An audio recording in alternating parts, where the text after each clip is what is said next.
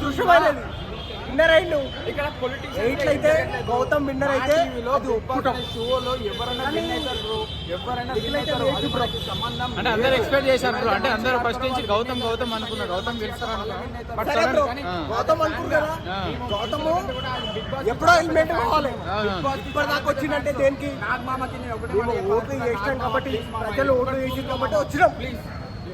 చూడలేకపోతున్నాం. నిఖిల్ అయితే winner bro. Season 8 అయితే Nikhil winner. Nikhil winner అని ఆల్రెడీ చేసిరు కదా ప్రజలు. అయిపోయింది 8 అయిపోయింది. Actually Gautam winner bro.